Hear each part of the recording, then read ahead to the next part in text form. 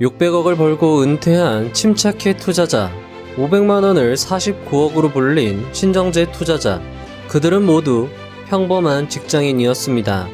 하지만 지금 그들은 큰 자산가가 되었으며 지금의 그들을 있게 해준 것이 바로 종가 베팅이었습니다.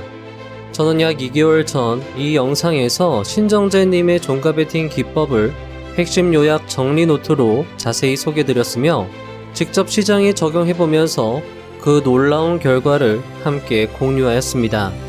그리고 2개월이 지난 지금 이 시점에서 여러분이 궁금해 하실 수 있는 것은 아마도 그들의 종가 베팅 기법이 지금도 먹힐까요? 라는 것인데요.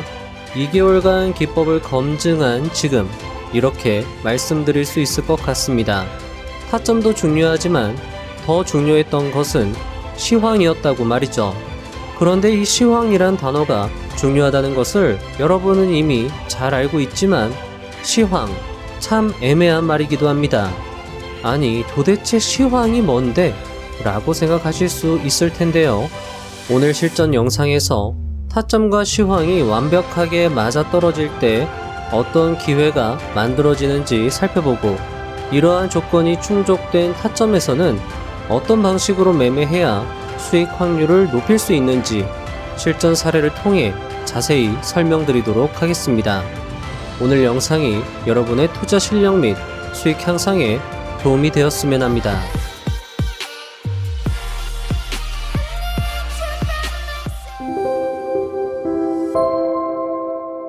먼저 신정재님의 종가 베팅 타점 핵심 6가지를 간단히 설명드리면 다음과 같습니다. 체크포인트 6가지입니다. 첫 번째가 신고가죠. 두 번째, 매수 타점이 전고점, 신고가를 찍은 전고점과의 이격이 좁아야 합니다. 자, 세 번째로 재료가 붙어야 되고요. 이 장대 양봉이 나올 때 재료가 붙어야 되고요. 이 장대 양봉이 나올 때 거래량과 거래 대금이 평소 대비 월등히 많아야 합니다. 그리고 이 캔들, 타점을 잡는, 종가 베팅의 타점을 잡는 캔들이 윗꼬리가 거의 없는 깔끔한 양봉이어야 한다라는 거고요. 마지막 중요한 조건 하나가 바로 충분한 기간 조정이 있어야 한다라는 것입니다. 자, 이렇게 설명을 드리면 조금 이해가 어려우실 수 있어요. 뒤에서 실전 사례로 자세히 설명을 드리도록 하겠습니다. 자, 그리고 이 타점은요, 바로 어제였죠. 목요일 원익 IPS에서 발견을 할 수 있었습니다. 참고로 타점을 발굴하는 방법은 키움증권 0186 거래대금 상위창에서 상위 50개의 종목의 차트를 쭉 훑어보는 것입니다. 어제 상위 50개 종목을 쭉 훑어봤을 때 신정재 종가 베팅 타점 조건에 부합하는 종목은 딱 한 종목 원익 IPS였습니다.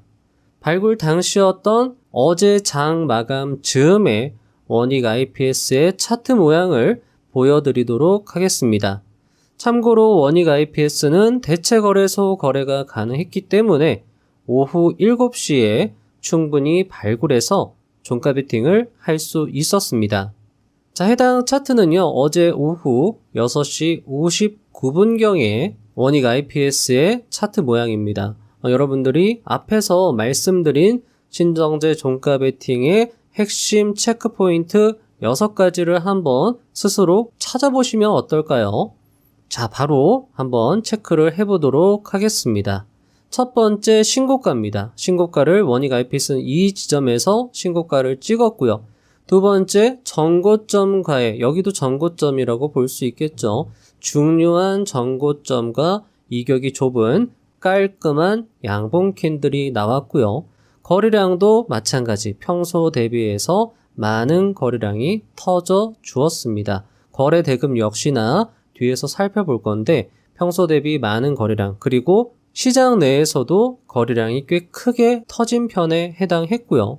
다섯 번째가 중요할 수 있겠죠. 지금 보시면 거의 3개월 정도의 기간 조정이 충분히 발생이 되었습니다.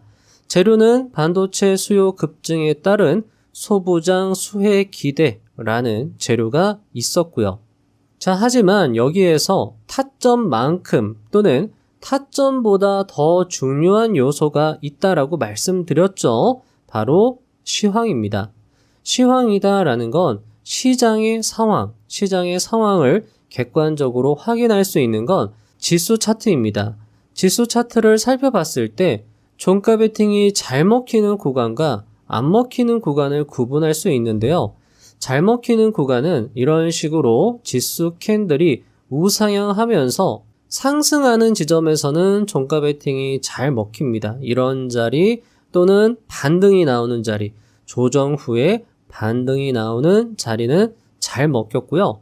이런 식으로 상승한 다음에 횡보하는 자리나 상승 후에 반락하는 자리, 여기도 마찬가지죠. 어느 정도 상승하는가 싶더니 이런 식으로 하락하는 자리, 상승하고 횡보하는 자리, 상승하고 반락하는 자리, 이런 자리는 종가 베팅이 잘 안 먹히는 경향이 있었습니다.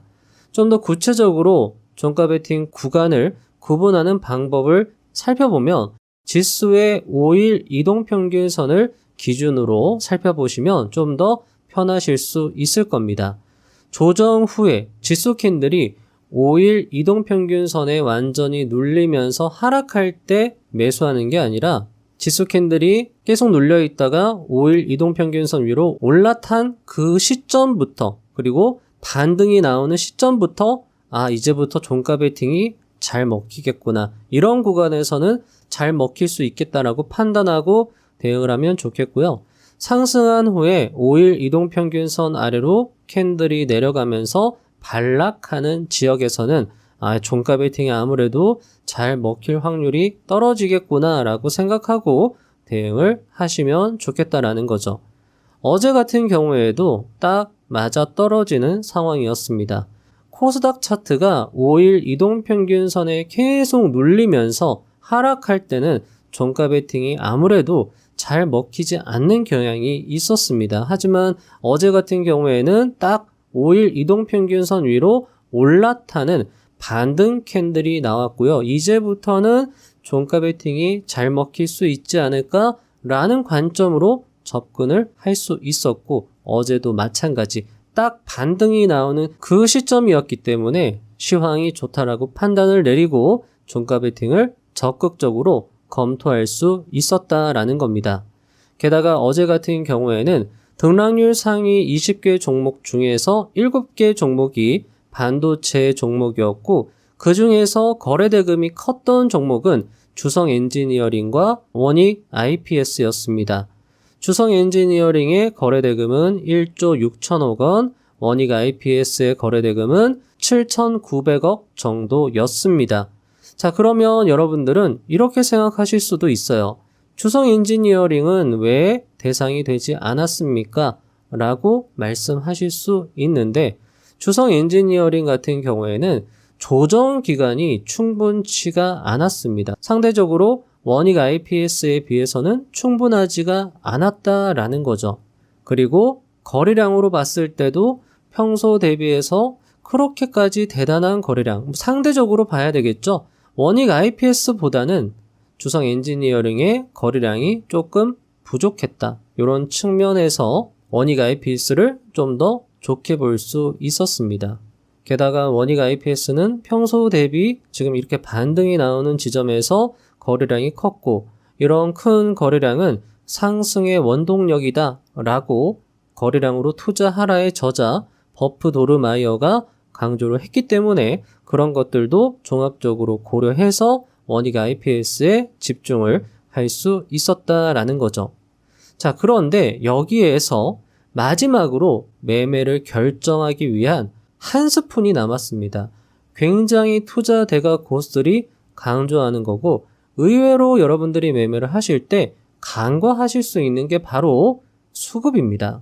너무 타점에 매몰되다 보면 시황하고 이 수급을 놓칠 수가 있어요. 하지만 항상 시황과 수급을 함께 생각하면 좋을 것 같고요.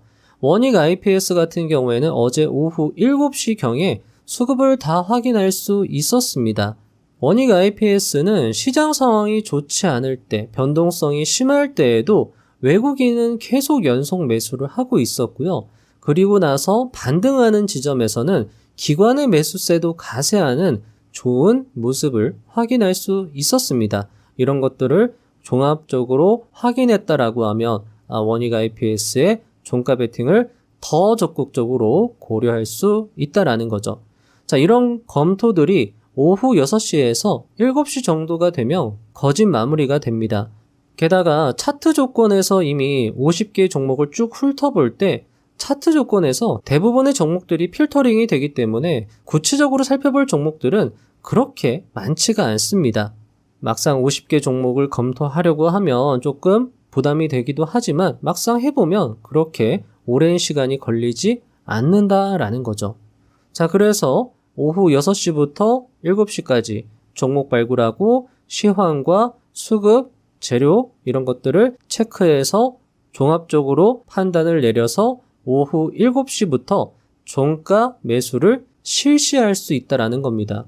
원익 IPS 같은 경우에는 3분봉 차트로 봤을 때 오후 7시 경우에 해당 지점에서 매수를 실시할 수 있었습니다. 보시면 이동평균선과 이격이 그렇게 크지 않았기 때문에 이런 지점에서 매수를 할 수 있다라는 거죠. 자, 신정재님 같은 경우에 만약에 내가 매수를 해서 종가까지 갔을 때 수익이 발생하면 꼭 익절할 것을 당부하셨습니다. 그래서 마찬가지죠. 오후 7시경에 매수했던 물량이 장 마감쯤에, 원익 IPS가 장 마감쯤에 거의 상한가까지 갔거든요. 그래서 그때 당시 수익률이 2.5%였습니다. 그때 1차 익절을 넉넉하게 해주는 거죠. 여러분들이 생각했을 때 2.5% 수익이 작아 보이겠지만 앞에서 말씀드린 이런 제반 사항들이 모두 들어맞을 때에는 상승 확률이 높을 수 있습니다. 그러면 여러분들이 계속 경험을 쌓고 검증하시면서 이런 상황에서는 정말 이 기법이 잘 들어맞는다라고 생각이 드시면 비중 베팅을 하실 수 있어요. 비중 베팅을 하시면 2.5% 수익이라도 꽤 큰 수익을 여러분들이 누리실 수 있습니다. 많은 투자 대가 고수들이 수익 인증하는 걸 보면은 그들의 수익률이 그렇게 크지는 않습니다. 다만 중요한 자리에서 비중 베팅, 침착해님이 특히나 이 빠따의 중요성, 비중 베팅의 중요성, 벌 때 크게 벌고 잃을 때 작게 잃어야 한다. 그러니까 앞에서 말씀드린 타점과 시황과 수급이 정확하게 일치된 기회다라고 하면 종합적으로 판단해서 비중 베팅을 실시해서 수익이 나면 챙기는 전략으로 계속 여러분들이 반복을 해 나간다라고 하면 계좌를 크게 바꿀 수 있다라는 거죠. 그래서 7시 44분경에 이미 충분히 수익이 났고 상한가 근처였어요. 29%가량의 현재 상승률을 보여주고 있었기 때문에 이 정도에서 한번 넉넉하게 익절을 해야 되겠다. 신정재님 기법대로 하는 거죠. 똑같이 1차 익절을 했고요. 그 다음날 오늘이었습니다. 오늘 8시 3분경에 7%가량의 수익으로 더 늘어났습니다. 갭으로 떴기 때문에 7% 수익 부분에서 2차 익절을 했고요. 추가적으로 상승세가 나왔습니다. 10% 이상 상승이 나왔고요. 10%까지는 보호해야 되겠다라는 관점에서 10%까지 떨어졌을 때 전량 매도해서 수익을 넉넉하게 챙길 수 있었던 사례였습니다. 자, 마지막으로 정리를 해드릴 건데요. 주의사항을 말씀드리도록 하겠습니다. 투자의 책임은 본인에게 있습니다. 꼭 작은 금액으로 경험을 충분히 쌓으시고 이 기법에 대한 감을 잡으시고요. 자신에게 맞는 스타일링도 필요할 것입니다. 기법에 너무 매몰되기보다는 좀 더 여러분들만의 디테일을 살려서 매매를 해보시고요. 그런 디테일이 모두 부합되는 조건이 나온다라고 하면 비중 베팅도 해보실 수 있겠죠. 자, 정리해 보도록 하겠습니다. 오후 6시 이후 1시간 정도 검토를 하는 건데요. 익숙해지면 굉장히 빠르게 검토를 할 수 있습니다. 대체거래소 종목만 대응을 하고요. 만약에 상황이 허락한다라고 하면 오후 2시부터 3시까지 검토가 가능하실 텐데 직장인 분들은 아무래도 장중 검토는 좀 어려우실 것 같고요. 직장인분들은 대체거래소에서 거래가 가능한 종목을 위주로 대응을 해 나가시면 좋을 것 같습니다. 자, 크게 세 가지 포인트로 체크를 하는 겁니다. 첫 번째, 키움증권 0186 거래대금 상위창에서 상위 50개의 종목을 쭉 훑어봅니다. 체크사항은 6가지입니다. 첫 번째 신고가, 두 번째 좁은, 세 번째 깔끔한, 네 번째 거래량 거래대금, 다섯 번째 조정기간, 여섯 번째 재료입니다. 조금 더 암기하기 쉽게 신족 갈거 조제라고 한번 요약을 해봤고요. 뒤에서 요거 다시 한번 설명을 또 드릴게요. 자, 두 번째입니다. 시황을 반드시 체크해야 됩니다. 지수 캔들이 5일선 기준으로 위에 있는가, 아래에 있는가, 조정 후에 반등 지점인가, 상승 후에 반락 지점인가, 이것을 반드시 체크할 필요가 있고요. 그리고 섹터가 단체 상승이 나온다 라고 하면 확신의 플러스를 더할 수 있을 겁니다. 자, 마지막으로 중요한 체크 사안이죠. 수급입니다. 연속 수급이 있다면 확신의 플러스를 더할 수 있고요. 만약에 여러분들이 나는 정말 후회 없는 투자를 하고 싶다 라고 하시면 이 모든 조건이 완벽하게 갖추어졌을 때만 대응을 해보시면 어떨까? 이렇게 말씀을 드릴 수 있을 것 같습니다. 자, 신접, 갈거, 조제 이렇게 말하니까 굉장히 어색하죠? 그래서 한번 GPT한테 좀 더 이해하기 쉬운 자료로 만들어줘 라고 하니까 이런 식으로 만들어줬습니다. 자, 신나게 좁은 길을 갈 때 거북이와 조랑말이 재롱을 부린다. 신접 갈거 조제, 신나게 좁은 길을 갈 때 거북이와 조랑말이 재롱을 부린다. 신접 갈거 조제 이런 식으로 외우신 다음에 차트를 보면서 신접 갈거 조제, 신접 갈거 조제 계속 이런 식으로 보시면은요, 나중에는 신족 갈고 조제할 필요도 없이 그냥 눈으로 딱 보면 이 종목은 아니고 이 종목은 맞고 그런 것들이 쉽게 판별이 될 겁니다. 하지만 처음에 할 때는 실수가 나올 수가 있기 때문에 신족 갈거 조제, 신족 갈거 조제 하면서 신나게 좁은 길을 갈 때 거북이와 조랑말이 재롱을 부린다. 신족 갈거 조제 하면서 차트를 쭉 훑어보시고 좋은 종목이 발굴이 되면 시황을 체크해 보시고 그 섹터에 단체 상승이 나왔는지 체크해 보시고 수급을 체크해 보신 다음에 투자 결정을 좀 더 종합적으로 하시고 오후 7시에 매수를 분할로 하셔도 좋습니다. 분할 매수를 하시고 수익이 나면 종가의 매도, 넉넉한 수익이 나지 않았다라고 하면 다음 날까지도 볼 수 있겠지만 그래도 수익이 나면 익절하는 게 더 좋겠죠. 이 기법은 단기 투자 기법이기 때문에 일단 수익이 나면 짧게 챙겨두시고 다음날 갭상승이라던가 그런 수익 신호가 있다라고 하면 역시나 익절해서 수익을 챙겨가시고요. 만약에 내가 매수했는데 손실이 났다. 그러면 당연히 손절해야 되겠죠. 짧게 손절하고 다음날 만약에 개파락이 나왔다. 역시나 바로 빠르게 잘라내는 연습을 역시나 함께 해주시면 좋을 것 같습니다. 자, 오늘 영상 어떠셨나요? 아무쪼록 여러분에게 도움이 되었으면 하는 마음입니다. 다음 주 실전 영상도 알차게 준비하여 오도록 하겠습니다. 감사합니다. 부자가 되는 지름길로 저와 함께 달려가시죠. 다시 말해서 우리가 원하는 일이 이루어지는 겁니다. 그렇기 때문에 원하는 일을 고민해 보시면 그게 바로 미래입니다. 이유는 여러분이 원하시기 때문에 그쪽으로 에너지가 흐르는 겁니다. 욕망하기를 멈추지 마십시오. 애초에 멈출 수도 없습니다. 욕망이란 나의 존재가 좀 더 안정되게 유지되길 바라는 소박한 마음에서 내가 소멸한 후에도 나의 존재가 잊히지 않기를 바라는 본능에서 나의 자아가 같은 종의 다른 개체들에게 존중받고 영향력을 가지길 바라는 무한한 욕심에서 뿜어나오는 것이니까요. 우린 결코 욕망하기를 멈출 수 없습니다. 그렇다면 욕망은 당위이자 내 존재의 설명이자 나의 욕심이기 때문에 멈출 수 없습니다. 그 욕망을 하세요. 그 욕망을 하나의 선으로 이으면 나의 생애의 소수의 원이 될 수 있기 때문에 그만큼의 선명한 선을 만드는 작업들이 일상이라고 저는 믿고 있습니다.